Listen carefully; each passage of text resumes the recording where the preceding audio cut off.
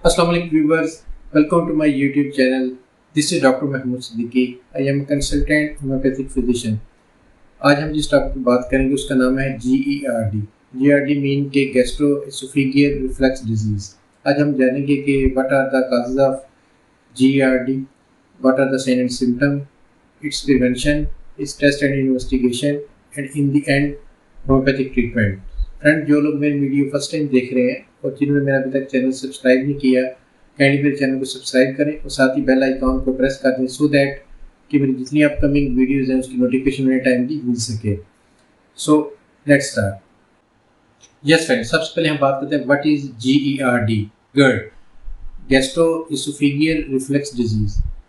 GERD occur when stomach contents and stomach acids frequently flow back into the esophagus that can irritate the lining of your esophagus. Basically इसमें क्या होता है कि जो हमारी जो खुराक की नाली है इसको हम मेडिकल में एसोफेगस कहते हैं और ये बेसिकली जो आपकी माउथ कैविटी है, माउथ कैविटी से लेके जो स्टोमिक जहाँ से स्टार्ट होता है वहाँ तक की जो ट्यूब होती है इसको खुराक की नाली या इसे एसोफेगस हम कहते हैं. गैस्ट्रो का मतलब होता है स्टोमिक वाला एरिया या पेट वाला एरिया और इसोफेजियल का मतलब है एसोफेगस, जिनकी खुराक की नाली से इसको रिलेट करते हैं. और रिफ्लक्स मीन के मतलब जो आपके जो स्टोमिक के जो कंटेंट्स हैं या एसिड्स हैं अगर वो रिवर्स होकर वापस आते हैं तो उसको हम रिफ्लक्स का नाम देते हैं और डिजीज़ जैसे आप जानते हैं बीमारी को. तो बेसिकली ये क्या है, GERD gastro oesophageal reflux disease, जिसे हम आम ज़बान में हार्टबर्न भी कहते हैं, जिसे उर्दू में लोग कहते हैं ये हमारे सीने में जलन होती है, तो इसको बेसिकली हम GERD कहते हैं. Yes friends, now let's talk about the causes of the GERD. अब GERD की क्या क्या काज हैं उसकी मैंने आपको लीडिंग इसकी जो काज है वो आपको मैं बता दूं. सबसे जो इसकी पहली काज है वो LES मालफंक्शन. अब LES क्या है, लोअर इसोफेजियल स्फिंक्टर. ये कहाँ पे होता है इसकी मैं आपको लोकेशन बता देता हूँ. जब हमारी जो खुराक की नाली है जो माउथ कैविटी से स्टार्ट होती है और जो स्टोमिक जहाँ पे स्टार्ट होता है वहाँ तक जो है वो होती है, इसको हम एसोफेगस कहते हैं, इनके खुराक की नाली ये होती है. तो यहाँ पे क्या होता है कि स्टोमिक का जो एरिया जहाँ से स्टार्ट होता है वहाँ पे एक वाल्व सा लगा हुआ होता है जिसे हम स्फिंक्टर भी कहते हैं, एक वाल्व भी कहते हैं. ये basically one way check valve होता है. इसमें खुराक एंटर हो सकती है कि वापस नहीं जा सकती अगर ये सर्विसेबल कंडीशन में और प्रॉपर्ली अगर वर्क कर रहा है. अगर इसमें किसी वजह से डिसऑर्डर आ गया है और या इसके जो मसल जो है वो बहुत ज़्यादा उसमें प्ले आ गया है या किसी भी रीजंस की वजह से जो है ये जो वाल्व है अगर ये लूज़ हो गया है तो इसमें क्या होता है कि जब वो खुराक खाते हैं तो वो क्या होता है कि फूड कंटेंट्स जो हैं या एसिड्स वगैरह जो हमारे स्टोमिक में होते हैं वो रिवर्स में दोबारा से जो है वो खुराक की नाली में आ जाते हैं. होना तो ये चाहिए कि आपने अगर कोई चीज़ खाई है तो वो आपके स्टोमिक में जब चली जाती है थ्रू एसोफेगस तो वहीं पे वो स्टोमिक में रहे और आगे जो डाइजेशन प्रोसेस है उसका वो कंटिन्यू रहे. लेकिन वो क्या होता है कि LES में चूँकि प्ले आ जाता है और वो प्रॉपर्ली वो क्लोज नहीं होता वाल्व या स्फिंक्टर आप उसे कह लें, तो उस वजह से फिर वो जो आपके स्टोमिक कंटेंट्स हैं वो रिवर्स में वापस जो है वो खुराक की नाली में आ जाते हैं और वो बाद में तजादीद का बायस बनते हैं. उसमें जो उसकी एसोफेगस की लाइनिंग है जिनके इंटरनल उसकी जो लेयर्स है उसको अफेक्ट करते हैं क्योंकि एसिड्स होते हैं और उसमें बर्निंग सेंसेशन वगैरह और चेस्ट में पेन वगैरह इस तरह की जो है बाद में सिम्टम आना शुरू होगी. तो बेसिकली जो है इसका जो मेजर जो इसका जो रोल प्ले करता है वो LES फंक्शन है. दूसरे नंबर पे इसकी जो मेजर काज है या इसकी जो लीडिंग काज है वो इसकी ओबेसिटी है, यानी कि मोटापा है. अगर आपका बॉडी वेट बहुत ज़्यादा है और आप बहुत ज़्यादा मोटापे का शिकार हैं तो उससे भी क्या होता है कि आपका जो स्टोमिक वाले एरिया है और LES पे लोड पड़ता है आपके बॉडी वेट की वजह से और आपके एब्डोमेन का जो एरिया है वहाँ पे सारी चूँकि वो चर्बी वगैरह बहुत ज़्यादा होती है और उस वजह से फिर वो LES जो है वो माल फंक्शन कर जाता है. तो थर्ड नंबर पे इसकी जो काज आती है वो इसकी है स्मोकिंग. अगर आप फ्रीक्वेंटली स्मोकिंग करते हैं तो वो भी एक मेजर काज है कि आपको जो है वो GERD का प्रॉब्लम आपको हो सकता है. इसके अलावा एक चीज़ होती है हाइटल हर्निया. हाइटल हर्निया में क्या होता है कि जो यहाँ से आपका स्टमक स्टार्ट होता है अगर वो एरिया थोड़ा सा यूँ समझ लें कि प्रोलैप्स कर जाता है, डायफ्राम में वो प्रोलैप्स कर जाता है या खुराक की जो नाली है एसोफेगस समटाइम उसमें थोड़ा सा वो प्रोलैप्स कर जाता है. ठीक है, तो ये जो कंडीशन होती है इसे हाइटल हर्निया कहते हैं. इस वजह से भी LES का प्रॉब्लम आपको हो जाता है और साथ ही फिर आपको GERD का प्रॉब्लम आपको हो जाता है. तो ये भी जो एक जो है वो मेजर इसकी काज है. इसके अलावा अगर आप बहुत ज़्यादा आपने मेडिकेशन ली है, यानी कि हाई एंटीबायोटिक का इस्तेमाल आपने किया है किसी और डिज़ीज़ के लिए, तो वो उस वजह से भी फिर आपका जो स्टमक है उसमें बहुत ज़्यादा एसिड्स बनना शुरू हो जाते हैं और आपका जो एलईएस इफेक्ट कर जाता है और आपको गट का प्रॉब्लम हो जाता है। इसके अलावा जो है लैक ऑफ एक्सरसाइज, अगर एक बंदा ऐसा है जो बिल्कुल ही डल है, लेजी लाइफ गुजार रहा है और बिल्कुल उसकी बॉडी मूवमेंट नहीं है और वो एक्सरसाइज नहीं करता और खाना खा के फ़ौरन जो सो जाते हैं और बीच में एटलीस्ट खाना खाने के बाद 2 से ढाई घंटे का गैप होना चाहिए और उसके बाद बंदे को जो है वो सोने के लिए जाना चाहिए या बेड रेस्ट करना चाहिए। खाना खाने के फ़ौरन बाद नहीं लेटना चाहिए और हल्की फुल्की वॉक भी करनी चाहिए। 30 मिनट्स जो है वो रिकमेंडेड वॉक है वो करनी चाहिए। अगर आप एक्सरसाइज नहीं करते एटलीस्ट वॉक ज़रूर करनी चाहिए। इसके एक और मेजर का काज जो है वो है जंक फूड या स्पाइसी फूड। जो लोग बहुत ज़्यादा बर्गर वगैरह या पिज़्ज़ा वगैरह या बहुत ज़्यादा जंक फूड यूज़ करते हैं, कोल्ड ड्रिंक सॉफ्ट ड्रिंक का बहुत ज़्यादा इस्तेमाल करते हैं और चिली फूड डाइट यूज़ करते हैं, इनके स्पाइसी मतलब जैसे चिकन कढ़ाई, मटन कढ़ाई जिसमें बहुत ज़्यादा तेज़ मसाला होता है, इस तरह की चीज़ें यूज़ करते हैं, तो उनमें भी मैक्सिमम चांसेस होते हैं कि उन्हें गट का प्रॉब्लम होना शुरू हो जाएगा, हार्टबर्न का और एसिडिटी का प्रॉब्लम उन्हें होना शुरू हो जाएगा। इसके अलावा एक होता है मोबिलिटी डिसऑर्डर ऑफ इंटेस्टाइन, यानी कि हमारी जो पेट के अंदर आंतें होती हैं उसकी अपनी भी एक मूवमेंट होती है जो कि हाजमे में मदद देती है, प्लस फूड को जो है वो हजम करते करते थ्रू जो है रेक्टम यानी कि एनस तक वो उसे लेके जाती है और फाइनली वहाँ से वो एक्सपेल आउट हो जाता है। तो अगर उसकी जो इंटेस्टाइनल जो है मोबिलिटी डिसऑर्डर उसमें हो जाए और यानी कि उसकी नॉर्मली 3 किस्म की उसकी वो होती है, एक उसमें असेंडिंग कॉलन होता है और दूसरा ट्रांसवर्स कॉलन होता है और उसके बाद डिसेंडिंग कॉलन होता है।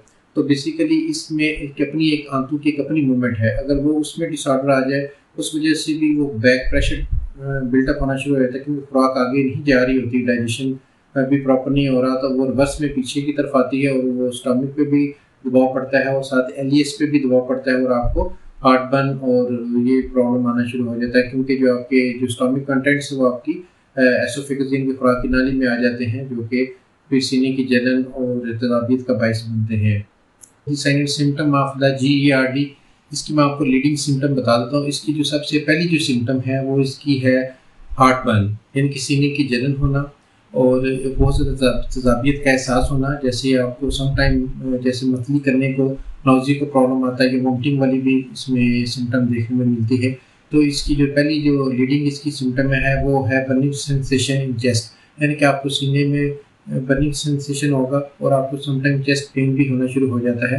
तो ये इसकी जो नंबर 1 इसकी जो लीडिंग इसकी सिम्टम है। दूसरी इसकी जो सिम्टम आती है वो इसकी क्या होता है कि आप समटाइम आपको जो स्टमक वाला एरिया इसमें हल्की हल्की आपको पेन भी होती है, माइल्ड सी आपको मतलब एब्डोमिनल पेन वगैरह भी होती है, ये भी इसकी सिम्टम गट में देखने में आई है। इसके अलावा आपको क्या होता है कि आपको आपका जो थ्रोट है इसमें आपको बहुत ज़्यादा सोनेस का एहसास होगा, जैसे खट्टी चीज़ तजाबियत वाली चीज़ जो है आपकी एसिड वाली चीज़ आपकी थ्रोट में है, या समटाइम आपको एहसास होगा जैसे कोई चीज़ गले में आपकी अटकी हुई है, ठीक है, तो ये इस तरह की सिम्टम आएंगी। अगर आपको अस्थमा का आप खुदा खासा पेशेंट है तो फिर आपके टाइम क्या होता है कि आपका जो अस्थमा है वो वर्सन हो जाता है। अगर आपको ऑलरेडी थोड़ी बहुत चेस्ट इन्फेक्शन है तो आपकी जो कफिंग का प्रॉब्लम आएगा, क्रॉनिक कफ आपको बहुत ज़्यादा होगी, लैरिंजाइटिस का प्रॉब्लम आपको हो सकता है और मतलब इस तरह की फिर आपको लेटर ऑन प्रॉब्लम आएगी और ये चीज़ ट्रिगर करती है मतलब इस चीज़ को।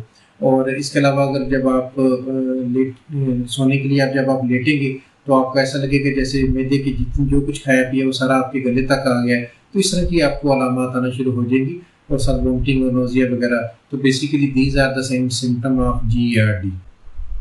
फ्रेंड्स, अभी हम GERD की थोड़ी सी जो है वो प्रिवेंशन पे बात कर लेते हैं, यानी कि सीने की जलन हार्टबर्न की प्रिवेंशन पे बात कर लेते हैं। इसकी जो सबसे पहली भी इसकी जो प्रिवेंशन है वो ये है कि avoid spicy food and red chili. अगर आप बहुत ज़्यादा मिर्च मसाले इस्तेमाल करते हैं और बहुत ज़्यादा जंक फूड इस्तेमाल करते हैं, इसको आप अवॉइड कर दें, ये आपके स्टमक के लिए ठीक नहीं है और स्पेशली जिनको जो है वो हार्टबर्न का इशू रहता है या एसिडिटी का इशू रहता है। इसके अलावा पानी का इस्तेमाल आप ज़्यादा से ज़्यादा करें और इसके अलावा अगर आप मेल हैं और स्मोकर हैं तो आप स्मोकिंग को इमीडिएटली आप क्विट कर दें, स्मोकिंग भी इसके लिए ठीक नहीं है। और थर्ड नंबर पे ये कि अगर आप नॉन मुस्लिम हैं और बहुत ज़्यादा अल्कोहल का इस्तेमाल करते हैं तो अल्कोहल को क्विट कर दें, अल्कोहल भी सेहत के लिए अच्छी भी नहीं है। प्लस ये है कि जिनको हार्टबर्न या एसिडिटी या GERD का प्रॉब्लम आता है उनके लिए भी वो ठीक नहीं होती। और इसके अलावा अपना जो बॉडी वेट है इसको आप कंट्रोल करके रखें, आप बिल्कुल ओवर वेट ना हो, क्योंकि ये भी एक काज है GERD की। तो अपने वेट को आप कंट्रोल में रखें। इसके अलावा आप हल्की फुल्की आप एक्सरसाइज किया करें। और सबसे जो इम्पोर्टेंट चीज़ है कि अगर आपने खाना खा लिया तो आपने ओवर ईटर नहीं होना, यानी कि आपने स्टमक में थोड़ी सी स्पेस छोड़नी है। लेट्स सी कि अगर आप स्टमक की कैपेसिटी 100% है, तो आपने 85 to 90% आप समझ लें कि आपने खाना खाना, उसमें थोड़ी सी स्टमक में स्पेस छोड़ देनी है, ताकि अच्छी तरीके से वो डाइजेशन करे, वो LES पे ज़्यादा स्ट्रेस ना पड़े और वो माल फंक्शन ना कर जाए।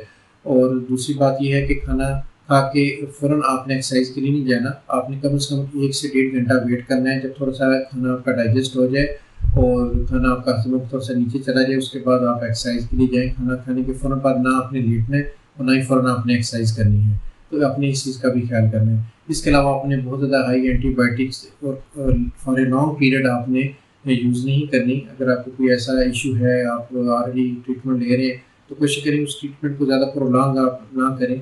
अपने डॉक्टर से आप डिस्कस करें अगर आपको कोई प्रॉब्लम आ रहा है, और उसको कट डाउन करें, क्योंकि ज़्यादा हाई एंटीबायोटिक और प्रोलॉन्ग पीरियड के लिए वो भी ठीक नहीं है और आपको GERD का बायस आपके बनेगी। तो बेसिकली ये थोड़ी सी प्रिवेंशन टिप्स थी, अगर आप इस पे अमल करेंगे तो इंशाल्लाह ताला आप GERD से महफूज रहेंगे। Yes friends, now let's talk about the medical test and investigation.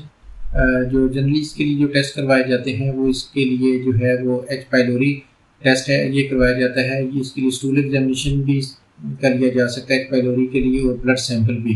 लेकिन जो मोस्ट रिलायबल है वो इसका स्टूल जो है वो एग्जामिनेशन, उसके थ्रू आपको पता चल जाता है कि आपको H पाइलोरी है या नहीं है। तो ये भी एक GERD की मेजर काज है, इस वजह से H पाइलोरी टेस्ट इसका करवाया जाता है। दूसरे नंबर पे आ जाता है बैरियम स्वेलो टेस्ट। इसमें क्या होता है, एक लिक्विड सा आपको पिलाया जाता है और साथ ही मॉनिटर पे वो उसको सारा उसमें इमेज आ रहा होता है, उसकी वीडियो भी आ रही होती है, और उसमें वो देखा जाता है कि किस हद तक आपका जो LES है वो माल फंक्शन कर रहा है। और आपको क्योंकि स्वेलिंग प्रॉब्लम भी आता है, आपको निगलने में भी इशू आता है, तो ये चीज़ जो है बैरियम स्वेलो टेस्ट जो है ना, ये भी इसका करवाया जाता है। इससे भी GERD को जो है वो एवेलुएट करने में या उसको अब ये कि डायग्नोज करने में काफ़ी हेल्पफुल टेस्ट होता है। इसके अलावा अपर एंडोस्कोपी जो है वो करवाई जाती है, वो एक कैमरे की मदद से आपके जो स्टोमिक का इंटरनल व्यू है वो देखा जाता है। एनी हाउ ये इसके भी जो है टेस्ट करवाया जाता है। इसके अलावा जो जनरली है वो इसका एक सिम्टम एवेलुएशन है, जब पेशेंट डॉक्टर के पास जाता है उसकी सिम्टम एवेलुएशन की जाती है, और सिम्टम के थ्रू आपको काफ़ी हद तक पता चल जाता है इसको गट का प्रॉब्लम है या नहीं है। इसके अलावा फिजिकल एग्ज़ाम है, यानी कि आप पेशेंट को फिजिकली जो at the site of pain जो है, या जो जिस लोकेशन पे पेशेंट को प्रॉब्लम आ रहा है उस जगह पे आप फिजिकल एग्जाम से भी आपको पता चल जाता है, आप उसे दबा के देख सकते हैं, उनके सिम्टम से एवेलुएशन कर सकते हैं। तो मतलब ये है कि फिजिकल एग्जाम भी है प्लस सिम्टम एवेलुएशन भी है। तो basically these are the test and investigation of the GERD। Yes friends, now let's talk about the homeopathic medical treatment. In homeopathy there are numerous homeopathic medicine which are being used for the treatment of heartburn or GERD. Depends upon the sign and symptom of the patient and their modalities, means aggravation and amelioration period. Anyway, here I will highlight two homeopathic medicine which are best medicine for the treatment of GERD or heartburn. Number 1 पे जो medicine आ जाती है वो tablet form में है, उसका नाम है नेट्रोफास्ट 6x। It is also one of the best medicine. इसकी मैं आपको डोजेस बता देता हूँ। इसकी आपने 2 टैबलेट्स आपने इसकी TDS लेनी है, 3 टाइम अ डे लेनी है। बहुत ही इफेक्टिव मेडिसिन है, और जिसको मतलब तेजाबियत और सीने में जलन और इस तरह की सिम्टम जिनमें डेवलप होना शुरू हो जाती हैं, उसमें ये बहुत ही अच्छा वर्क करती है, बहुत ही इफेक्टिव मेडिसिन है। नंबर 2 पे जो मेडिसिन आ जाती है वो बेसिकली ड्रॉप फॉर्म में है, ये डाइल्यूशन फॉर्म में है। इसका नाम है carbo veg 200। It is also one of the best medicine for GERD। इसके मैं आपको डोजेस बता देता हूँ। इसके आपने 5 ड्रॉप्स आपने मॉर्निंग लेने हैं 10 ml वाटर में ऐड करके, और 5 ड्रॉप्स आपने इवनिंग लेने हैं 10 ml वाटर में ऐड करके, इनके 2 टाइम अ डे लेने हैं। तो ये बहुत ही इफेक्टिव मेडिसिन है, ये आप यूज़ करेंगे इससे आपको बहुत ज़्यादा रिलीफ मिलेगा। इसके साथ ही साथ जैसे मैं अक्सर कहता हूँ कि आप अपने नियर बाय डॉक्टर के पास जाएँ, उसे आप अपनी साइन एंड सिम्टम बताएँ, उसे आप तमाम अपनी हिस्ट्री बताएं, उसके अकॉर्डिंगली आपको टेस्ट इन्वेस्टिगेशन करेगा, उसके अकॉर्डिंगली जो वो मेडिसिन प्रिस्क्राइब करेगा वो ये साथ इस्तेमाल करने, साथ ही मेरी मेडिसिन भी इस्तेमाल करें। इंशाल्लाह with the blessing of almighty Allah आपका प्रॉब्लम सॉल्व हो जाएगा। अगर आप मुझसे टेलीफोनिक कंसल्टेशन करना चाह रहे हैं या मुझसे ट्रीटमेंट लेना चाह रहे हैं, तो आप स्क्रीन पे मेरा नंबर आ रहा है, मुझसे रब्ता भी कर सकते हैं और आप मुझसे ट्रीटमेंट भी ले सकते हैं। आई होप कि आपको मेरी आज की वीडियो पसंद आई होगी। अगर पसंद आई है तो आप इसे लाइक और शेयर ज़रूर कीजिएगा और साथ ही कमेंट सेक्शन में अपने कमेंट्स ज़रूर बताइएगा और साथ ही बताइएगा कि नेक्स्ट किस टॉपिक पे मैं वीडियो बनाऊं, तो that will be very beneficial for me. मिलेंगे किसी नई वीडियो में किसी नए टॉपिक के साथ। टिल देन, अल्लाह हाफिज़।